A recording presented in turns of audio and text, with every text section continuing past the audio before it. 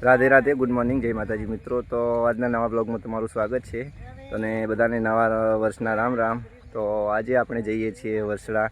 તો ચલો, દોતા બાજુથી આવતા લોકો માટે વરસડા જવા માટે મોટા સડા, પછી મુમનવાસ આવશે, મુમનવાસથી પછી શિસરાણા ચોકડીને પછી છેક પાંચડા ચોકડી આવશે, ત્યાં ડાયવર સાઈડ વળી જવું।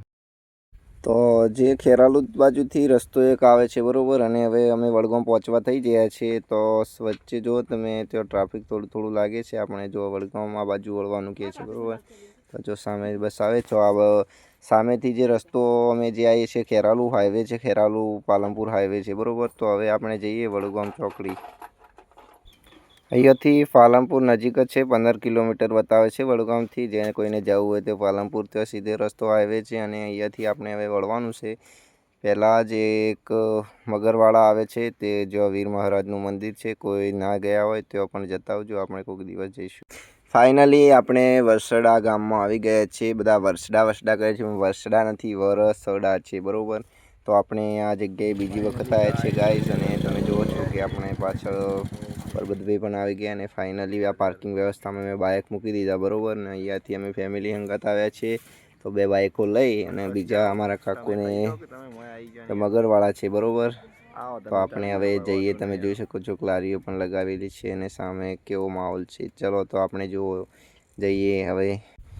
તમે જોઈ શકો છો કે મિત્રો આપણે હવે જઈ રહ્યા છીએ માં સતીના દર્શન કરવા। તો પોતપોતાની માતાજીના દર્શન કરવા બધા જાય જ છે, અમે ઘણી જગ્યાએ દર્શન કરવા જઈએ છીએ, અને અમે આવી ગયા છે વરસડા સદીમાના મંદિરે। તો તમે જુઓ કે આજુબાજુ લોકો થોડા ઘણા આમ તેમ ફરે છે, અને લારીઓ લગાવેલી છે સાઈડમાં। તમે જુઓ નાના બાળકો માટે રમકડાની, અને ભાઈબંધ બંને નારિયેળ અગરબત્તી લઈ લીધું છે, ને હવે અંદર જઈએ છીએ માતાજીના દર્શન કરવા। તમે જોઈ શકો છો કેટલી ભીડ છે, અવારનવાર લોકો આવે છે આપણા ગઢે દીવો પ્રગટે। આપણે આવી ગયા હવે દર્શને મંદિરમાં। તમે જોઈ શકો છો કે કેટલી ભીડ છે ત્યાં।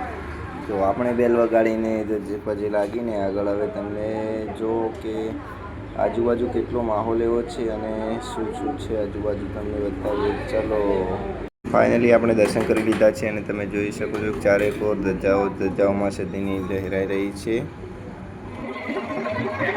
તો ગાઈસ તમે જુઓ કે અત્યારે અમે આજુબાજુ જોઈ રહ્યા છીએ કે માહોલ કેવો છે, અને માતાજી બેસતા વર્ષના દિવસે કેટલા દર્શન કરવા આવે છે। અવારનવાર લોકો ચાલુ જ રહે છે અહીંયા કોઈ, અને દર રવિવારે અહીંયા ભીડ હોય જ છે બરાબર।